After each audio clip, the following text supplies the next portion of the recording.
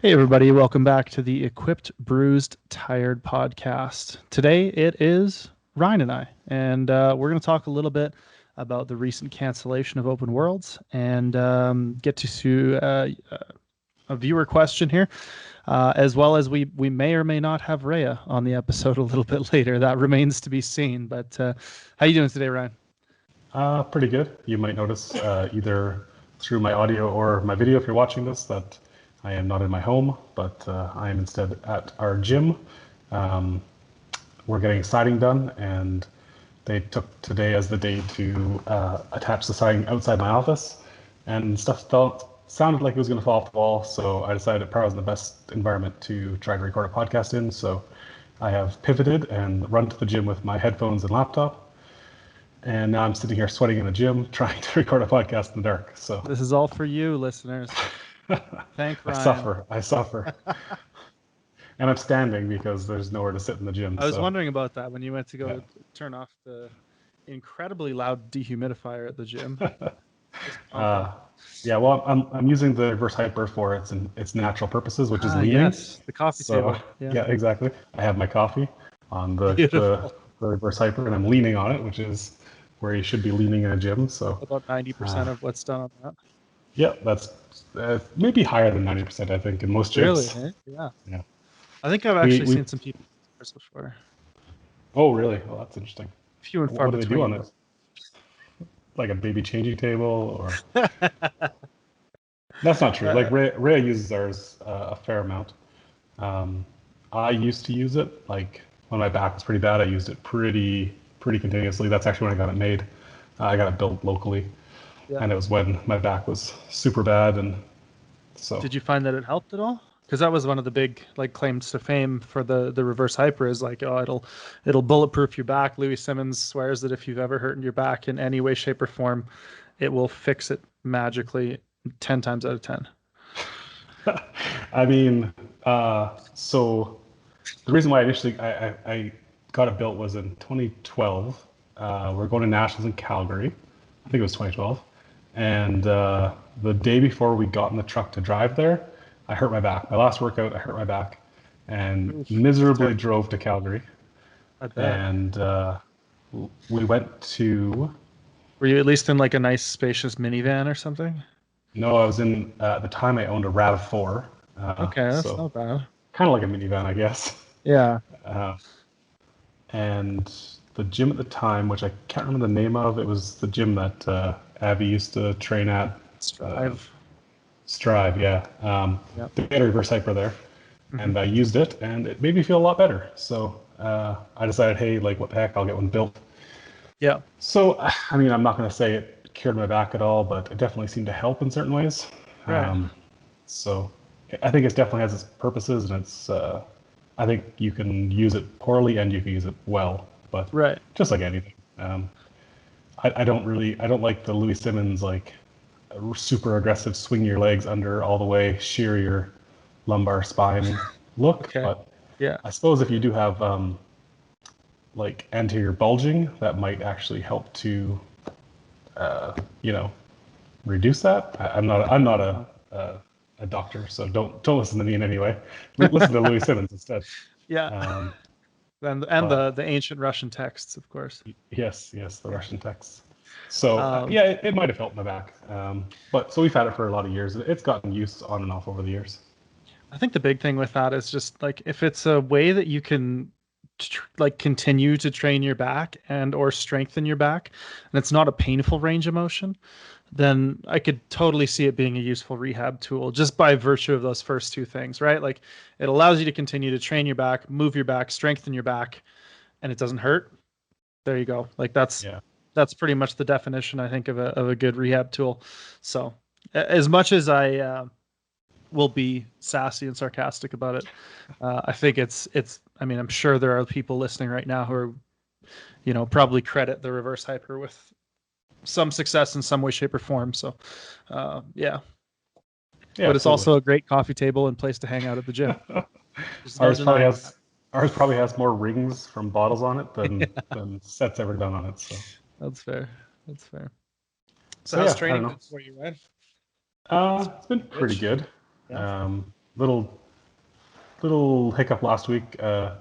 Mike took it worse than I did. I think my bench. I benched 212 last night or last Sunday, which was supposed to Okay. be. Yeah. I had to bench 212 as at an 8 to project my 227.5 bench. So last week I hit it at about a 9, and Mike called it a curveball. I just thought it was a bad week, but Yeah. so we're gonna re-hit 212 this week, and we'll go from there, is what he said. So now I've lost a little faith in myself. Right. He's shaking me to my core, but I didn't get trained yesterday, so we'll be doing that today a little later and see how that goes. But Did you yeah, guys otherwise, you were away somewhere? yeah, we went away to a child's birthday party, which is nothing like a 6-year-old birthday party Fun. for Yeah. yeah.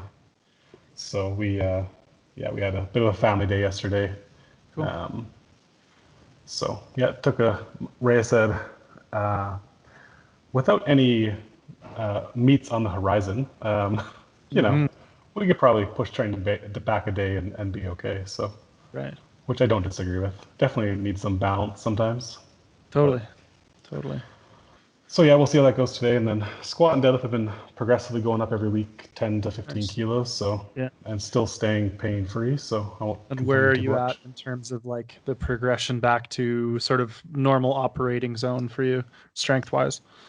So I'm doing sets of 5, and I think last week I deadlifted 240 for 5 and squatted 225 for 5. And I'm really terrible with some numbers, so I think my best set of 5 on deadlift would be like 270-ish, Okay. and Okay. my best squat would be like 250, 255 maybe. Right. So So I mean, you're at the point where it's training. yeah, You know it's what I mean? It's not. 90%. Yeah, it's definitely not just like, hey, I'm moving through this motion and it Yeah. doesn't, I'm just basically like the first 2 weeks of this, I was basically pausing all my reps in the bottom of the squat because I was super tentative. Hmm.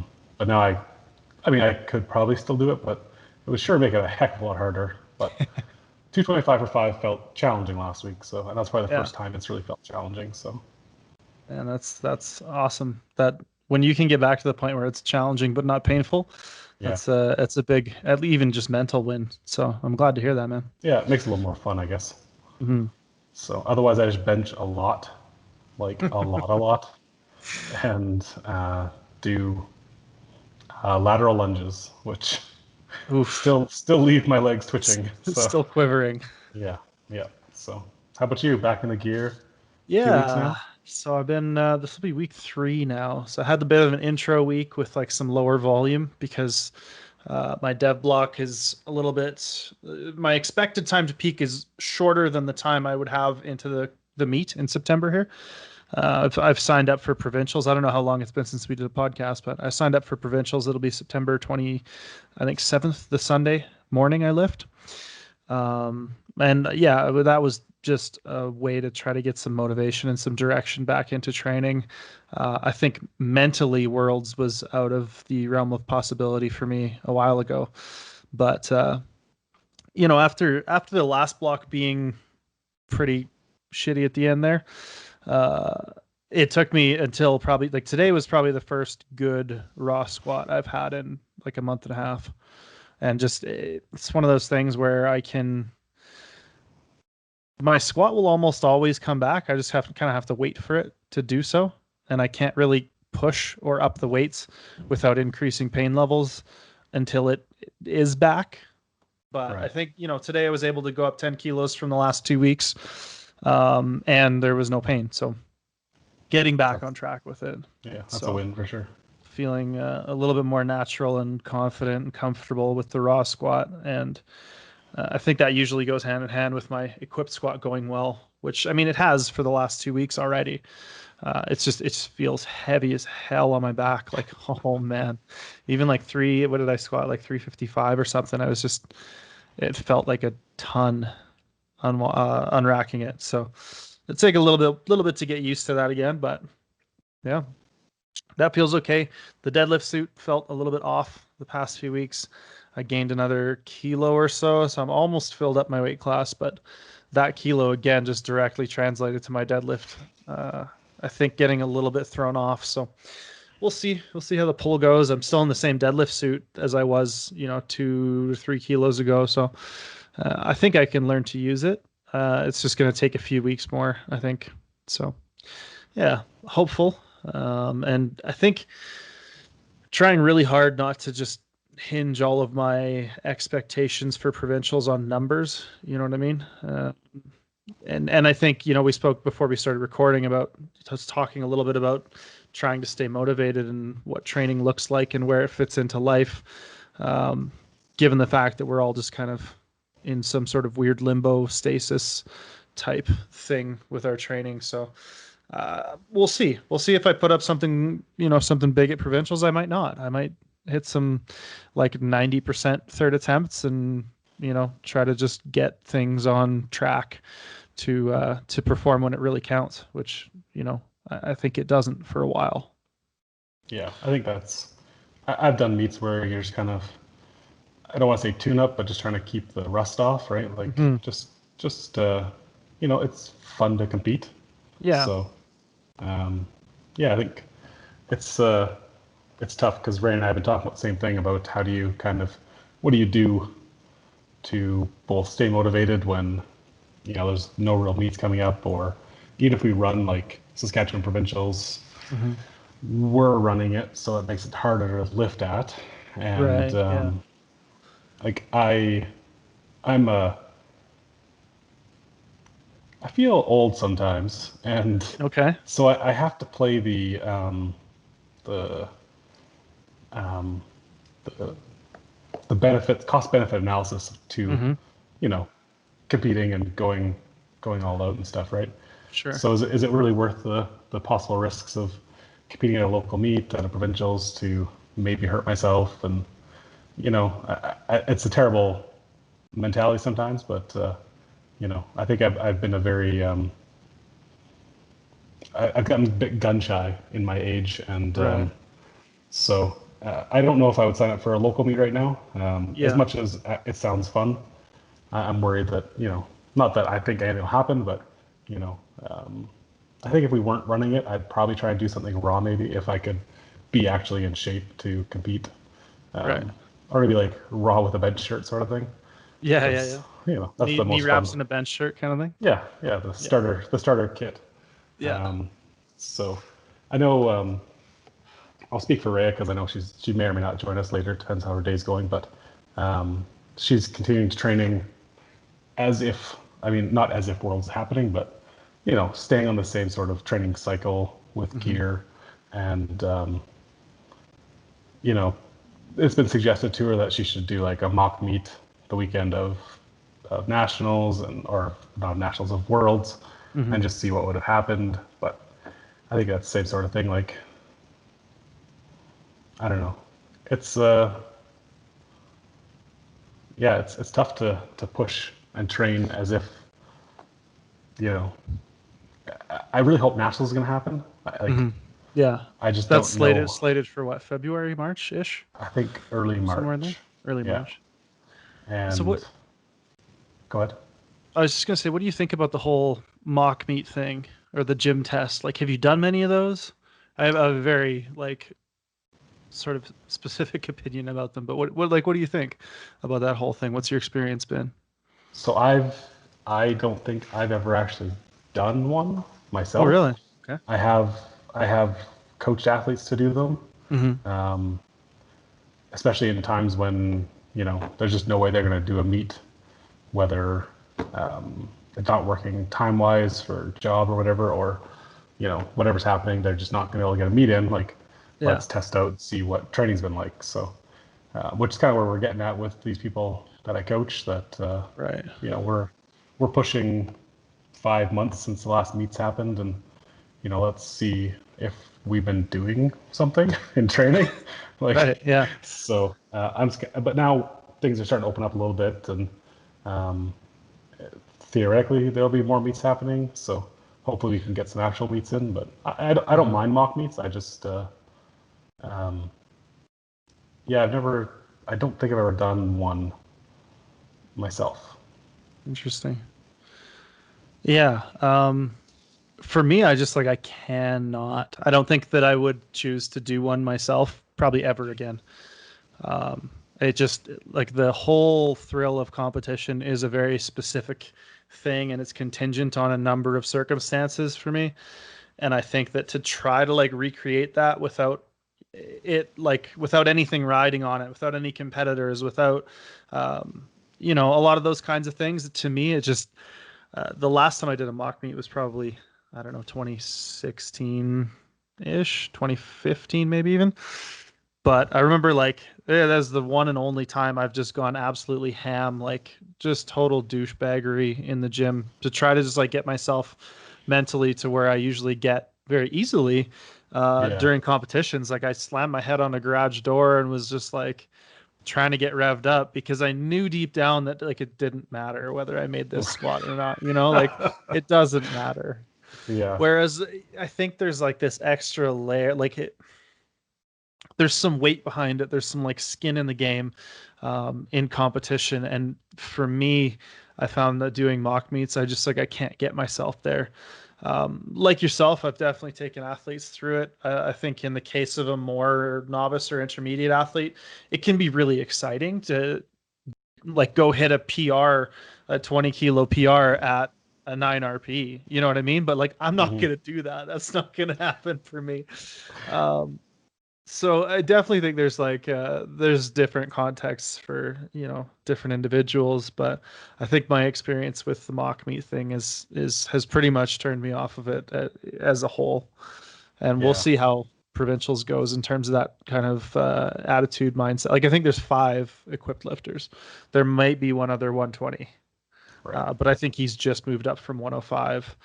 Um, so, Yeah, for but sure. yeah, I think even doing, and you're doing provincials, but like even if I was doing a local meet, it would still mean more to me than doing a mock meet in the gym, hmm right? I mean, there's the timing, the restrictions of warm up equipment, the all that sort of stuff that comes into a meet that makes it almost like you survived something. totally, yeah, Whereas like a mock meet, I've had like a few people that I've programmed before have it go really well, and I think for some people it helps when they have like a really hyped gym around them, right? So they have lots of right. people around them hyping them up, and it feels more like a meet sort of thing. Mhm. But yeah, it's for me. I don't.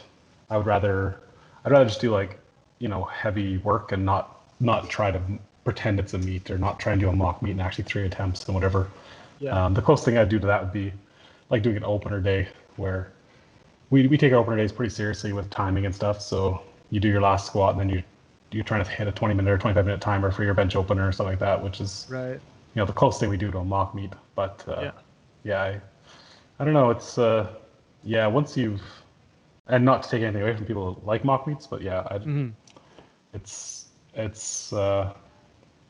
I guess in the olden times I would have just tried to find a meet around the time I wanted to mock meet and then just sign up for Right. that. Yeah, exactly. I think even doing like, and again, like I think provincials will be really weird. That's it's every restriction you can imagine, right? Like you're allowed one handler. There's no crowd, no spectators at all. Everybody's going to be in masks. There's only a certain number of people per platform. Like you'll kind of have an assigned platform in the back so that they can clean everything down. There's going to be extra time in there. I'm not sure, like if it's between every squat or between every flight, but there's going to be a lot of different things like that that are going to make it, I think, feel a little bit or a lot different than your standard competition. But I still do think having the judges, having other competitors, just creates kind of an environment that to me is a little bit different. For sure. And So I guess as we talk about doing provincials, like we talked about, do you put your warm up area in the audience so that the other competitors can watch the lift? You know what I mean? Like, so there actually yeah, still is a kind yeah. of an audience, right? Um, because it's super, That's and actually like kind of that's a really cool idea, man. I think it might have been Ray's idea, so I shouldn't pretend like I came up with it. But Okay, well, Rhea, that's a really cool idea. yeah, she'll get mad at me if I pretend I took that, if I made that idea. So there's just, yeah, I don't think I see anybody, but to lift in front of nobody, I think I would see that. Mm-hmm. Yeah. So, Yeah, I know what you mean. Like when you have a room full of, 60 or however many people, like it's obviously a wide variety from, like 10 to maybe 100 at a very large meet.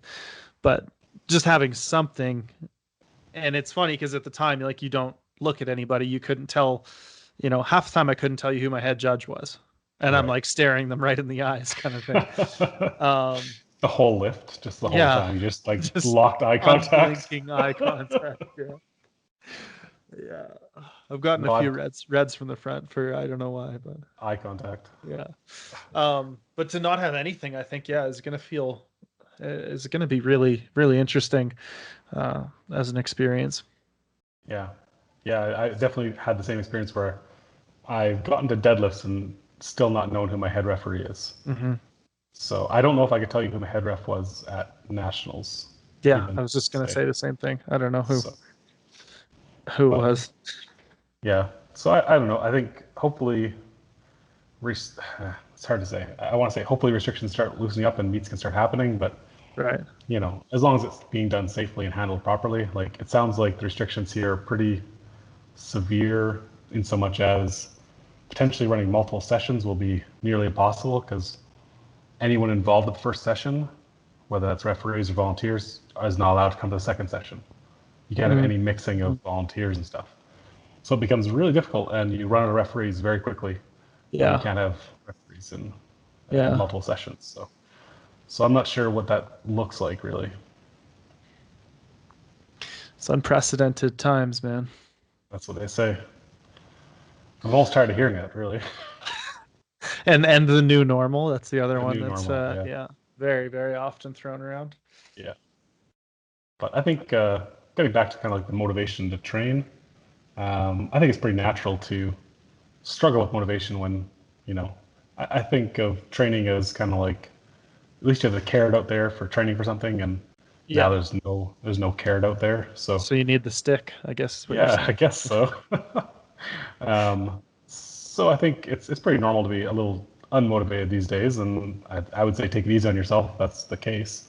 Hmm. Do what you can do, and realize that if you're not training at 100% capacity, you're still getting some work in, or maybe you're Yeah. training a couple days a week instead of 4 or 5 days a week. You're still probably at worst you're limiting your losses, right? Yeah. At best, you're probably still making some kind of gains. Hmm. So it's definitely tough to push yourself hard in the gym when you're not sure when you'll be able to, stand in front of a large crowd with a tight singlet on and show it off. So, Yeah. um, but yeah, it's I know myself even I've been using raw bench as kind of like a motivation factor to try and Hmm. chase this, and it's helped me a Totally. little bit. But even Yeah. this block, it's been a little bit hard to be motivated to be here. I've been split interest a lot with other things and Hmm. kind of more like I'm in the gym, but I really ought to be doing something else, sort of thing. Yeah. So, but I think you train as hard as you can and focus when you can, and kind of get it in. Yeah. I mean, I think it's tough, but I think the sort of ideal mindset would be to just think like, okay, what can I do now to benefit myself the most in, 2021? Because we've seen now that they've officially moved Norway's Worlds to 2021, right?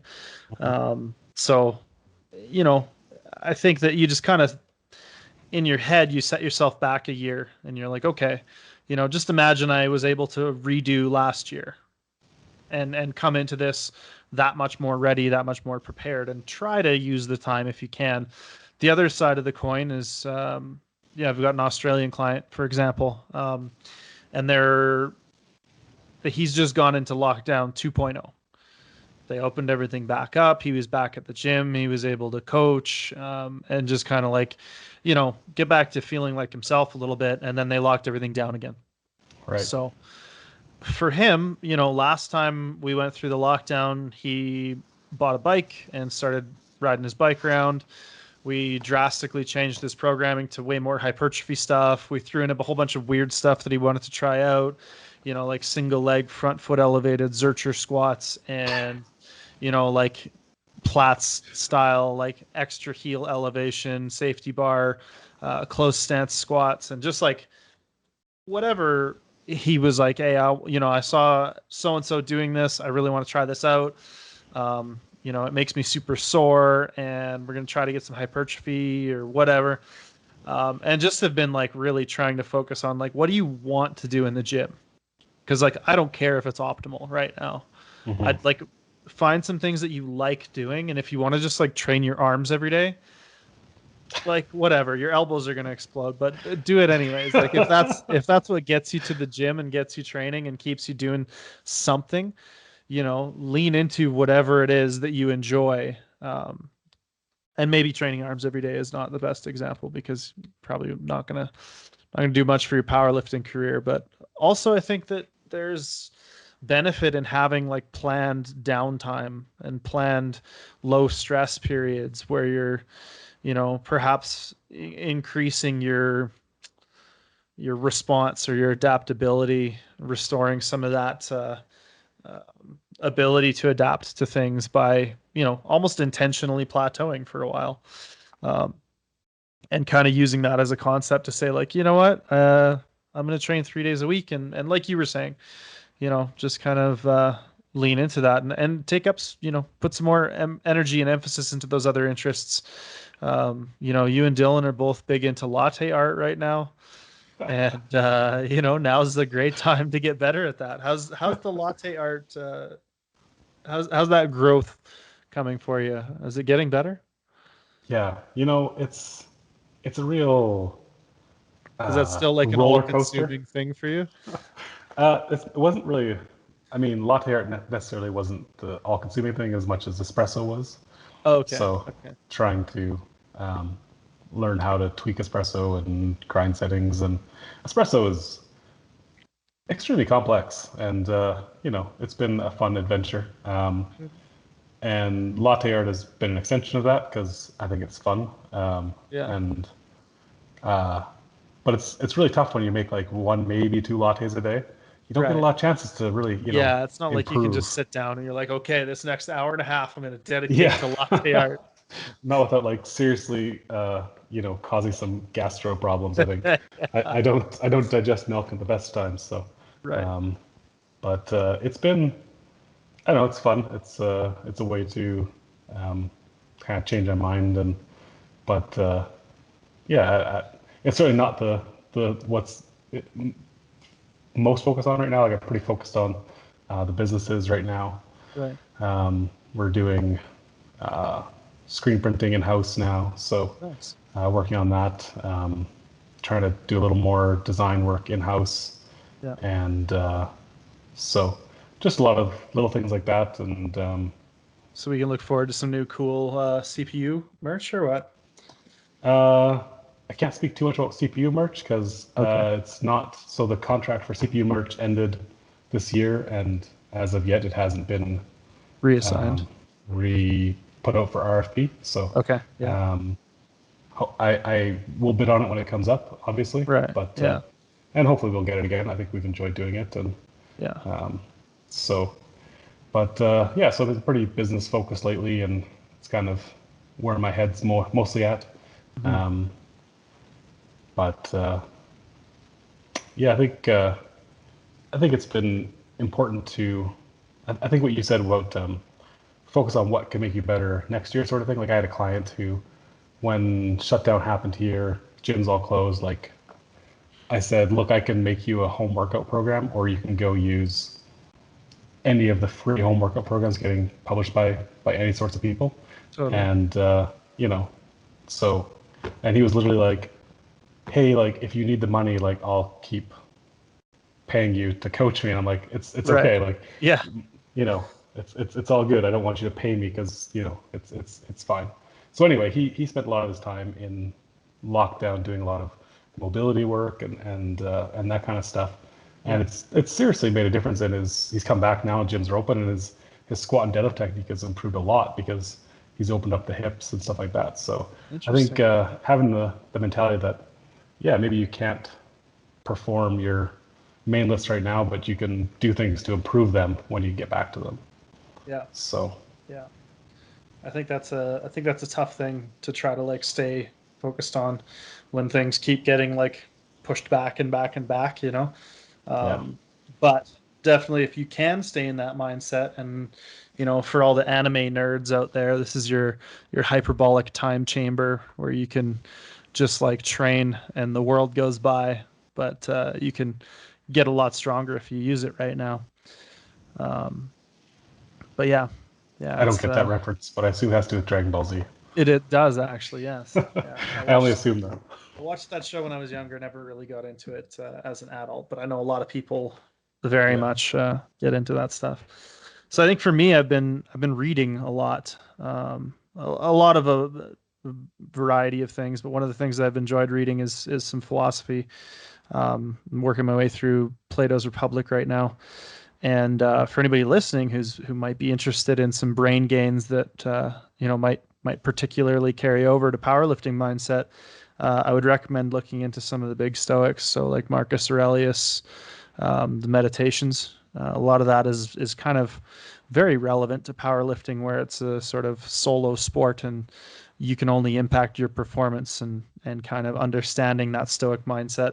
But yeah, like again, we took a quote unquote holiday this week.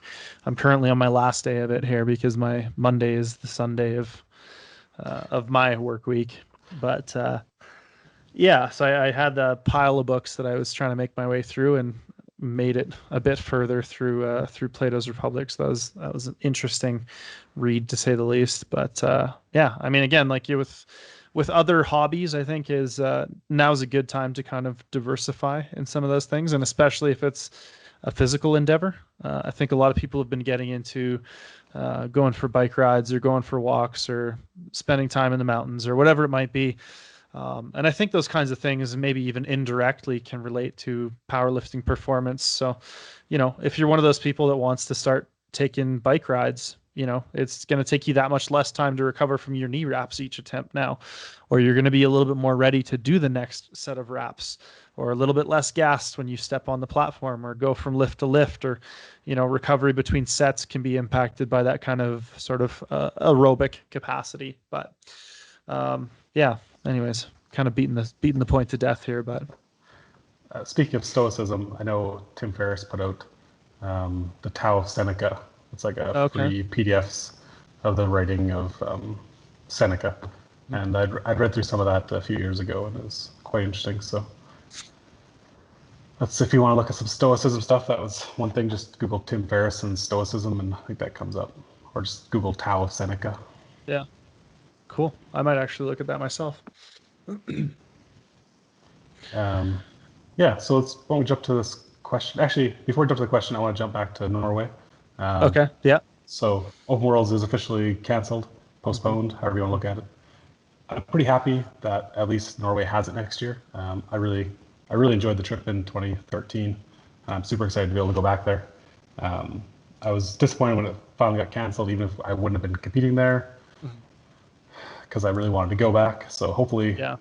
everything goes through and we can get back there next year and maybe spend some time there. It's Yeah. still one of my favorite countries to have visited. Um, so pretty pleased about that. Not that Ukraine wouldn't be interesting to go to. I think they'll get it in 2022. Yeah. But yeah.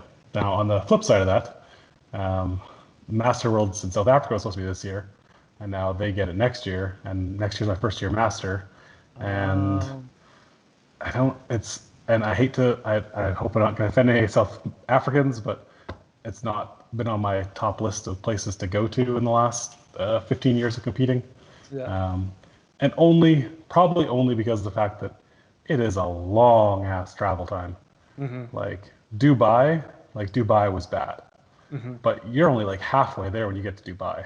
Like you Yeah. have another, I think, That's 10-hour flight down from Dubai to South oof. Africa. So Yeah. So you're looking at probably 20 plus hours of travel then, because I think Dubai was, I don't even remember. I Oh, I think want Dubai to was I a want to say like 13-hour 11 flight. hours. Yeah, 13 hours somewhere in there. That was from Toronto. I don't know what you guys did. Hmm. I So can't remember. yeah, I think it was 13 hours Toronto to Dubai direct. And then I think Hanny Smith, who's from South Africa, said that he does that flight now because then it's like, he can lay over there and then take a direct flight in Dubai down. Mm-hmm. But that's still like a 8 or 10 hour flight, I think. So, Yeah, whew. that's so much travel. Yeah, I think my sister was looking to go to South Africa this year, and I think their best travel time was 35 plus hours. Man, that's So, pretty incredible. yeah, it's and Um, and and the problem was next year Newfoundland was supposed to have it, so they'll get it this right. year, I think. So that's I get pushing them back for meet directors and stuff, but I'm a little disappointed that I might be heading to South Africa. Right. Or just be open again next year. Just Yeah. pretend you didn't age this year, and then Oh, you it have feels to like do I your did though. then you have to do your last open at Norway. Yeah, Uh, that's true. Selena was pretty ecstatic when they announced that they were just going to postpone it because I've been learning Ukrainian and learning some of the Cyrillic alphabet and spending some time with like just an app on my phone, a few minutes a day kind of thing to try to have a bit of an understanding of some of the language there. But Hmm. and I'm also like my background is Ukrainian or my heritage is Ukrainian, but I'm so I'm really looking forward to that one. I was thinking, yeah, I might cut down by that point. I don't know how much longer I want to stay 120, if I'm being Back totally to honest with you. back to 83. Yep. Yep. Back down to 59 kilos. Yeah, that's maybe it's that's interesting. Been a big quality of life adjustment for me. Like Selena's out hiking today, and I just like I'm having a hard time getting over the lack of hiking ability this summer. Right. I've done two or three, but they've been like much smaller, probably half the size of the usual hikes that we've done in the past, and I'm like leveled afterwards. My legs are sore for like 2 days. I got to push training back. When I do get back to training, I'm just like fried. Uh, it just yeah, I don't know. I want Ray to listen to this so that she understands. She understands my life. Yeah, so I think that at 105 I kind of had a good sort of marriage of the both. Like I was still relatively competitive as well as able to just like hike whenever I wanted and do pretty Yeah. much whatever I wanted without having to haul the extra mass of me up the mountain. So I think there's something there where I might be a little bit happier in the long run cutting back down to 105, but we'll see. I've committed to this. So, I want to at least get a few more worlds in and see if I can, maybe crack the podium in Norway here. But yeah, I think long term by Kiev, I might be on my way back down. Yeah, So I've we'll been see. I've been on my way back down for a lot of years too. I still have it pretty fresh in my memory though. Yeah. Like when was the last time you were 120? 2011, 2012. I think when we got married in 2012, I was about 122, 123. So, And what's the lowest you've been in like the last couple of years? 137, something like that. Yeah. And is that still the goal for you is to get down to 120? It's not a very it's a poor goal. I need to set better short-term goals to get to that long-term goal, I think. Right. Um, yeah, it's been I think when training isn't a priority, eating isn't a priority, and that gets tough for Mhm. me. I was I kind of feel doing a that. little bit of fasting almost, like pushing my first meal back till lunchtime. Hmm. But that kind of gives me a right to, or I don't want to say a right, but it gives me permission to kind of eat like an asshole for half a day instead, which I don't Okay. think is really what the point of that is. So I'm still trying to find a balance, really. Yeah. Um, but yeah, I think overall long-term health, I think going down is the right way to go. I was just hoping to be able to get in, a Master Worlds maybe at Super before doing that. So Yeah. Yeah. Well, 2022, because you're still an open next year. yeah, well, we'll see. We'll see. Maybe I can convince myself to fly down to South Africa. Maybe it'll be worth it. Who knows? Yeah. It's a long ass trip. It is. It is. I'm sure it's a bit like I think people have gone there and done safaris and stuff like that. Like have all Hmm. they've all loved it. Yeah, they don't talk about the 36, 40 hour travel time to get there. So Yeah. Yeah. So we have a question. yeah, we do. Should We we have a should we question. address that?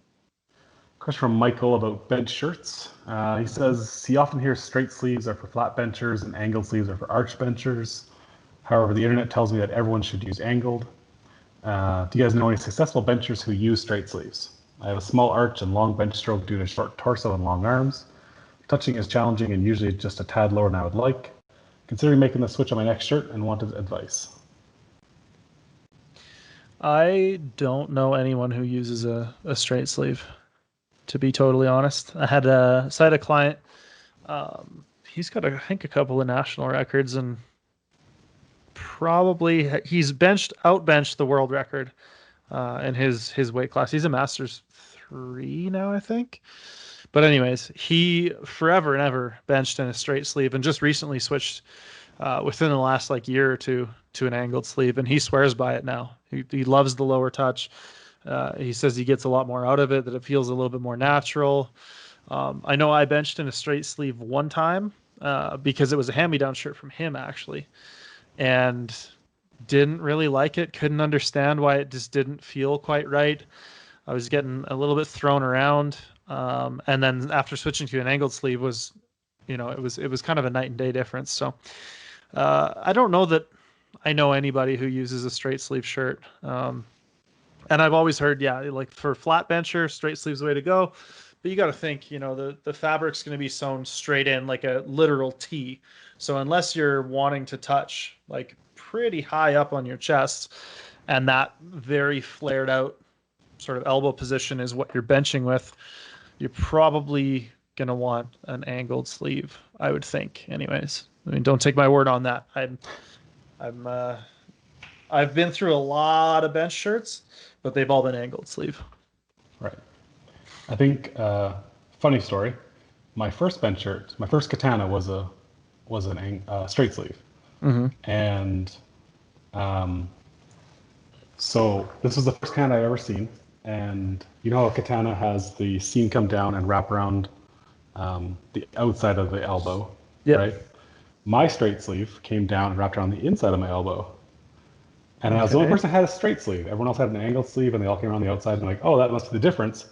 Angled sleeve comes around the front, the underside of the elbow instead of the top side.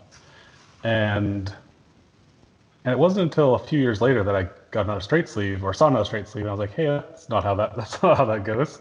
I'm pretty sure my straight sleeve was just a weird random one-off. They sewed the wrong sleeves on the wrong arms, sort of thing, because it was like one of the first katanas that really came out. So And they sewed um, the arms like I think they must have sew backwards the or arms to the something. wrong side. Yeah. So I still have that bench shirt actually. I tried it recently and it didn't work very well. So Interesting. um, the only person I know uses a straight sleeve is my sister, Right. and she likes it more than an angled sleeve. Yeah. The low touch position on the angled sleeve really is really tough for her. She has a pretty flat arch and pretty long arms, sort of the same situation. Right. Um, and yeah, we've tried lots of angled sleeves and stuff, and the straight sleeve seems to work better for her. So I Yeah. think it so much comes down to try it and see if you can find one, Yeah. especially if you Absolutely. find a used one. Yeah. I think there's probably a significantly lower percentage of people using straight sleeves out there, though, Yeah. And which I which think probably tells you something. it's one of those things where like, unfortunately, there's a relatively high kind of cost to try it. You Hmm. know what I mean? So like if you're just humming and hawing and maybe this will be the thing, it's tough to go out and drop whatever $200+ on a shirt to try it, and then maybe it doesn't work. So Yeah, I would definitely say, and sort of echo what you were saying there, if there's any way that you can just find a straight sleeve to try, even if it's a slightly too big or slightly too small, you can still probably get a bit of a feel out of it. And yeah, if there's any way you can try one before you buy one, I would absolutely recommend to do that. yeah, yeah. Especially like, yeah, shirts are not cheap to. And I think your resale market for a straight sleeve is probably going to be a lot worse too. Because like I could easily say, buy a shirt, try it, and then resell it because you're going to sell it for a good percentage of what you bought it for, pretty Yeah. well. Yeah. But I don't know about the straight sleeve if there's going to be as big of a market for it. Yeah. That said, if you can find a used one, you might be able to get it for a better price Yeah. since there's Because as much there's of a market. maybe less demand. Yeah, totally. So if people don't know, there is a Facebook group called like USPL, USAPL Gear Buy, Swap. sell, buy, Yeah, sell, trade, gear swap or something like that. Yeah. yeah. So that's where I've bought some stuff over the years, and um, yeah, it's been good for a lot of people to find some used stuff out there. So if you didn't know about that, maybe that's a place that can help you find some Yeah. used stuff Probably a lot easier if you're in North America with that group, for but sure. I don't know what like international shipping is for something like that. But I've definitely recommended a number of clients go there, recommended a number of people go there, just sort of in general. And I've looked through there myself. I don't think I've ever bought anything, but I think one of my clients sold some stuff on there. So yeah, it's a good little community if you're interested in getting some secondhand stuff to try out. Yeah, for sure. I think it's been good for a few people I know to get a couple of used pieces, especially if you're not like um, maybe the most common sizes, because those seem to go pretty quick. Yeah. Like the really middle ranges, they seem to fly off that group. But yeah, Yeah. it's worth looking for. At least put a wanting to buy out there too. Tell people you want it and see what happens. Yeah. Yeah. You never know. So cool. I don't know if there's anything else you want to chat about. A little shorter of an episode. We're working on getting some guests lined back up. It's been a little bit busy for us Mhm. the last few weeks, so we will definitely keep this rolling, and we have some guests we want to line up for the next few episodes. So Yeah. we'll try to get those in the pipeline, and yeah, Yeah. That's about it for me, man. cool. Well, good luck with your training, Yeah. You and too. thanks everybody for tuning in. If you have any questions, always shoot us an email at equipbruisetired@gmail.com, or leave a comment below, or DM either of us Hmm. um, on whatever platform you'd like. Yeah. All right. Bye, everybody. We'll see you next time. All right. We want to thank you for listening to the Equipped, Bruised, and Tired podcast. We're going to be available on iTunes, Google Play, Stitcher, wherever fine podcasts are found. So make sure to leave your 5-star rating if you enjoyed the show and a review as well, and or check out our video version of the show on our YouTube channel. If you have any questions for ourselves, guest suggestions, or questions for our guests, you can go ahead and contact us at equippedbruisedtired@gmail.com, and make sure to do your part to spread the word of the Equipped Renaissance. We'll see you next time.